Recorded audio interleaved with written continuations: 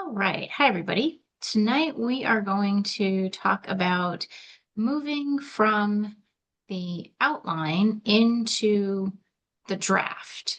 So, in terms of literature reviews. All right, let's take a look. Oops, I need to share my screen with you so you can see what I am looking at. All right, so we're going to run through this a little bit and hopefully there's less slides tonight than the last few weeks. So hopefully we'll move through these a little bit quicker. So we are moving from the outline to the actual literature review. And if you recall, for this week, you are writing a draft. Then what will happen with that draft is you'll receive my feedback. So next week, I'll talk about how to use my feedback to then take your draft and turn it into the actual final product, if you will. And for some of you, that's going to be a more extensive process than others. For some of you, there may not be a whole lot to do between the weeks, but let's first talk about this step. So you've seen this before. We're kind of working our way around the circle.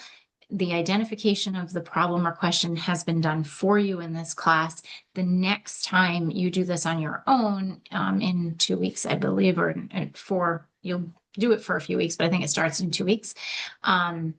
You are going to choose your own here, searching the literature, which you've done for this already. You did your annotated bibliography, you have your outlines, and your draft is where we're going. So let's go.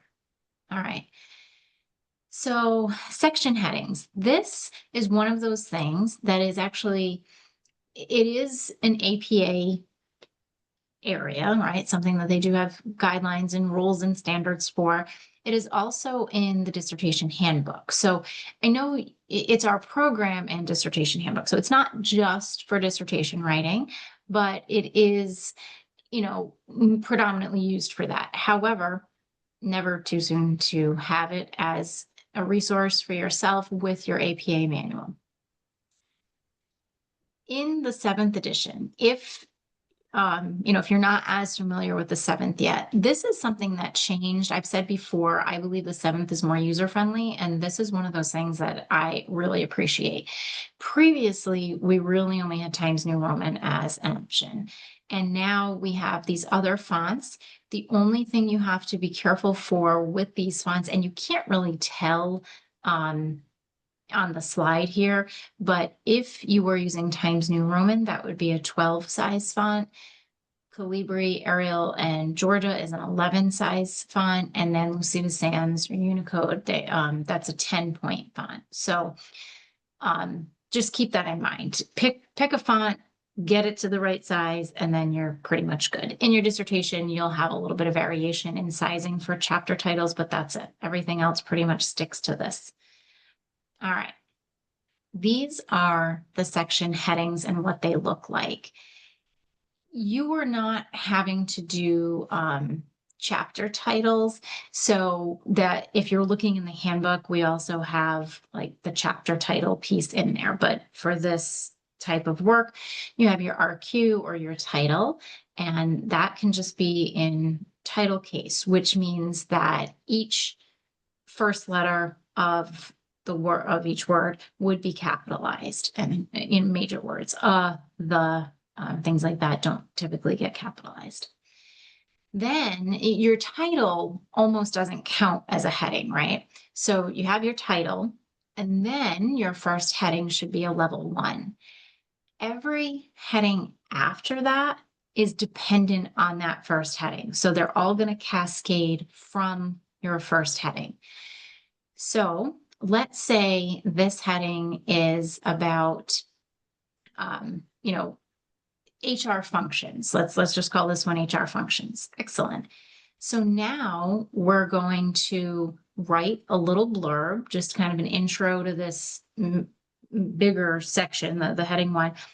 I'm talking about HR functions. But now we want to talk about each HR function separately. Okay, well, each function would be a level 2 heading, which means it looks just like a level 1, but it gets left justified. And then same thing, you begin your text just like any other text. It's the indented what you're used to, a normal looking paragraph. The text gets indented, but the heading is above it. Let's pick an HR function of recruiting. So let's pretend, so we have HR functions. Our first one, we're going to go with recruiting, but then within recruiting, we might have other subsections. So again, you will have our content, and then let's say the first subheading or subsection, of recruiting is marketing material. Well, then that one would get a level 3 because it's still under recruiting. And so now it has the same placement as level 2, but it gets italicized. Your text begins in the same place. Then you can see level 4 and 5. They're very similar in how they're treated, except 5 is italicized. So these, once you get to these levels, they move in. 4 and 5 are not typical. In this class, you're probably going to be 1s and 2s. You might have a 3 here and there, some people, but really it's going to most likely be 1s or 2s. You've heard me a few times in what I've just been saying, you have your level 1 heading, and then you have kind of a little blurb or an intro to that section. Sometimes it's a long, like you're actually writing a lot in that area because it's not just an intro, it's kind of a main part. And then you might have some subsections with the level 2s. But let's say in this case, we want to jump into the individual HR functions. So we don't want to talk about all of them up here, but we'll do an intro. The reason for that is you don't want to have stacked headings. So you wouldn't want to have HR functions and then recruitment as a heading right under it. You need to have a buffer. So that's why you would have a set like level, the HR function level 1, you're going to have an intro to that whole section. And then you move to recruitment as the first subsection, if you will. And then you have that section there. Then you'll have another level 2 heading for the next subsection. It does not mean that once you do a level 2, then you move to a level 3. It depends on what the topics are. So like before, I said this was recruitment and this is marketing material because it falls under recruitment. But if you were moving to hiring practices, you'd go back to a level 2. It's still under number 1 of HR functions, but it's not under recruitment. It's its own function. So it gets now a level 2 heading. So this is that piece here, avoid the stacked headings. That's what I just talked about by having the content. Any questions on the font or the headings? Okay, so let's move to our next one. So you're going to see a lot of synthesize and integrate kind of words in your feedback for the outlines. You'll have that feedback soon. I have 4 more left to do, so that's coming to you probably in the morning. But regardless, this video will probably be posted by then. So either way, when you get your feedback, and I'm also, even if you were not someone who did this, I'm putting it in the main feedback in the announcement because it's really important and I want to make sure everybody's hearing it just in case. So remember, previously, I've talked about a literature review. It is not, we talked about that at the end of last week's presentation, and it is not definitely a series of article reviews.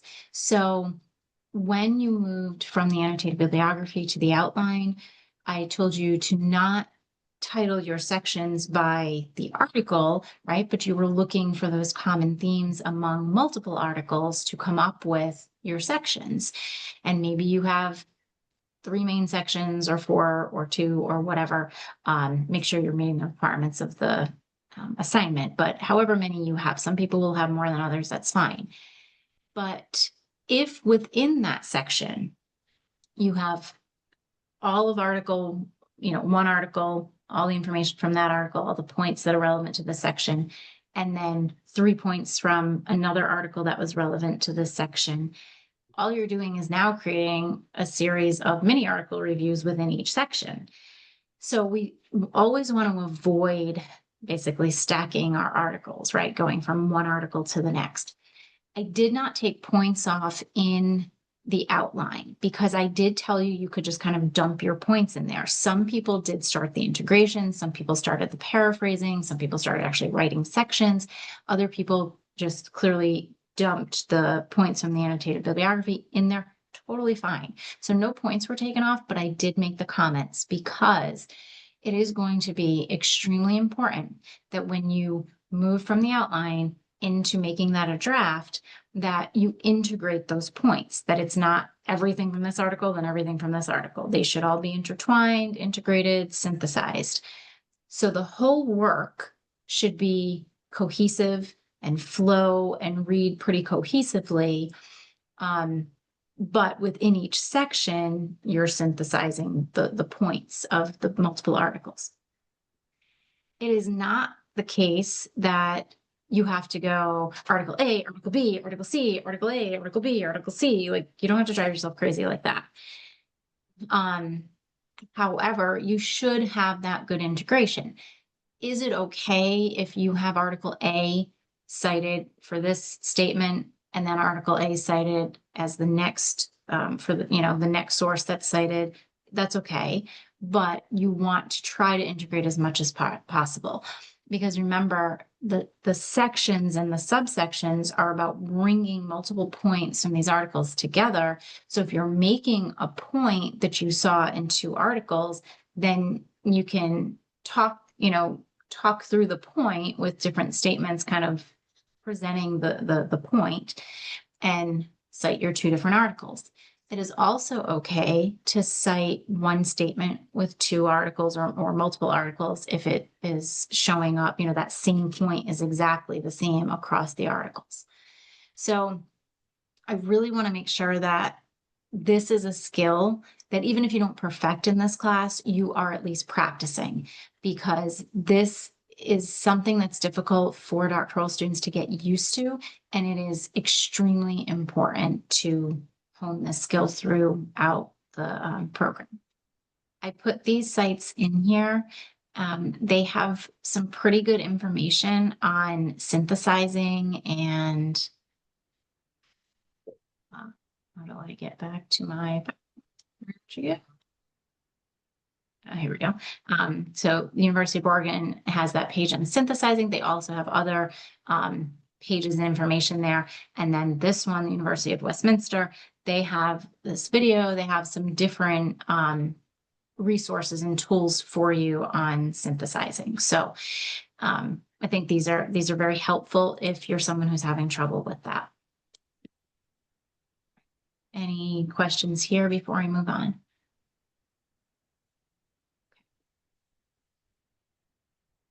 All right, so synthesize your section points. So you can see this is a big one. We're hitting home on this tonight. So do combine your points into cohesive paragraphs. So again, the whole work should be cohesive, but obviously each separate segment, it has to be cohesive as well to make the total cohesion. Use connective language, which, if you're not sure what I'm talking about when I say connective language, last week we covered this pretty extensively in the Not So Micro lecture, so check that out. But connective language can help you avoid having the same source cited parenthetically, statement, article A, in parentheses. You can use that connective language. JR, I'm going to call you out because you're on tonight. You did a great job of that in your outline, but you were one that started to put in content and paraphrase, and you used connective language very well. So nice job there. Thank you. The transitional language, remember, is to move from one source to another. So this is also very helpful because, again, right now, for some of you, you've got point. It's hard to make that not sound so choppy, right? So the transitional language helps you move between the sources to say, okay, like next one kind of thing. And again, transitional language was also covered last week in the Not So Micro lecture. All right, so do not produce a series of article reviews, which we keep talking about, list one point after another. So while I'm on this, bullets have obviously been totally fine for the annotated bibliography and for the, oops, oh my goodness, sorry, I just accidentally hit my keyboard. Oh my goodness, sorry. Well, here we go. You get a preview. There we go. All right. So the bullet points have been totally fine for the assignments you've been doing. However, now that we're moving into the literature review, bullet points can be present in a literature review, but they serve a purpose. They are not to relay the main content. In your lit reviews for this course, it is unlikely that you're going to have a bulleted list of anything. You might, like, for instance, if you wanted to say the HR functions are and give a bulleted list, if you were writing on that, that could be okay. But when you move into your content about each function, you are not going to provide bulleted points. Bullets go away. The outline format goes away. So if you are a person who used Roman numerals or letters or whatever to kind of outline it as a true outline, that's okay for the outline, that's fine. But for the draft and for the lit review, no more outline, if you will. You're going to turn those into section headings with paragraphs. The paragraph piece is pretty important here, right? So you're synthesizing and integrating the points into sentences, not bullets, and into paragraphs. All right, and then direct quotes. This is another area. So some of you, again, because for the annotated bibliography, direct quotes were fine, and it was okay for you to bring them into the outline.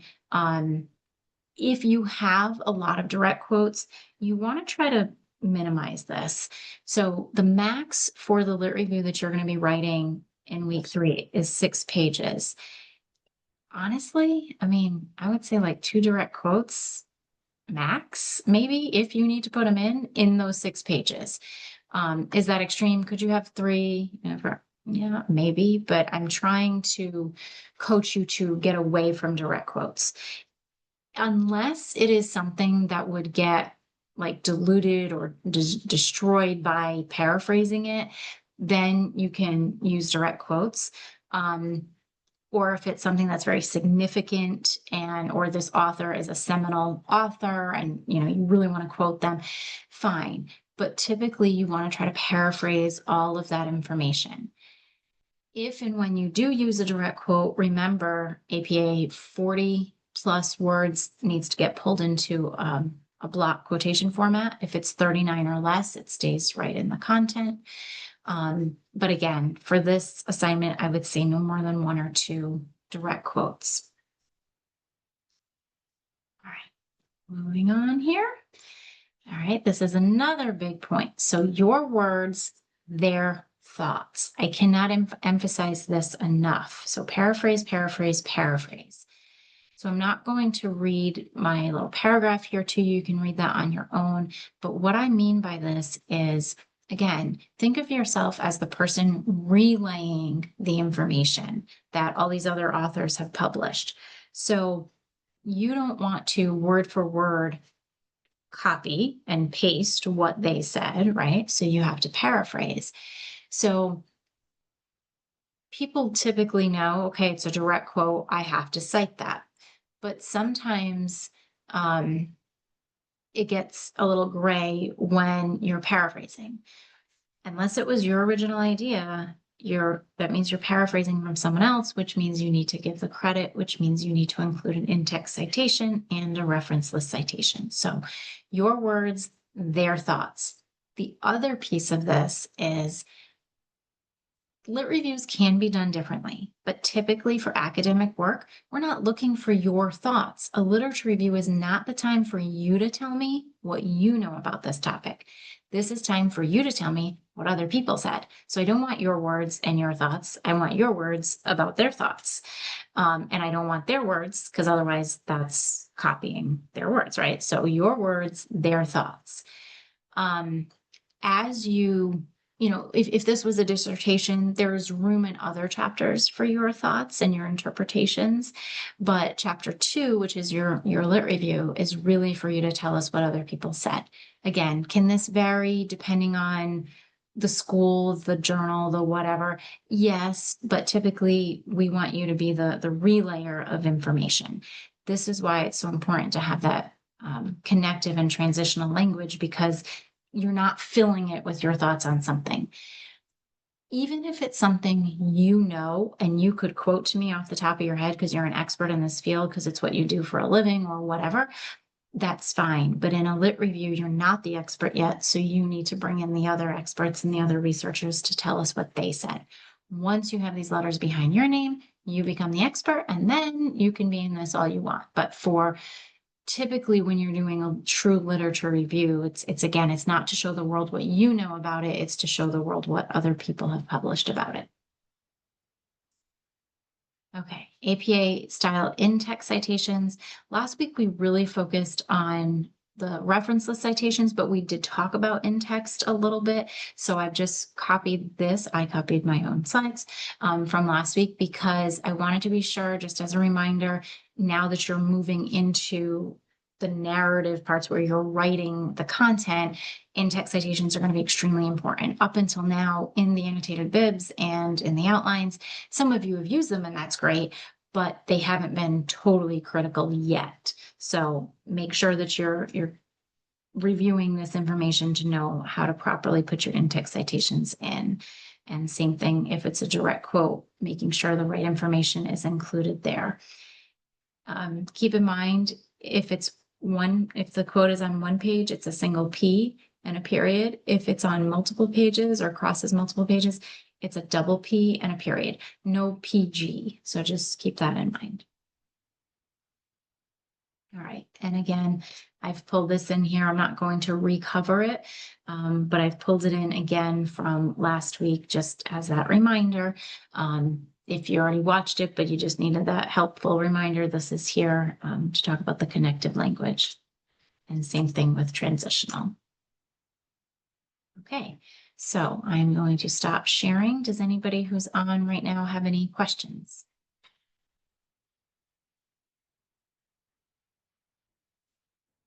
All right, so I'm going to stop the recording. If anybody watching this recording has any questions, please feel free to reach out.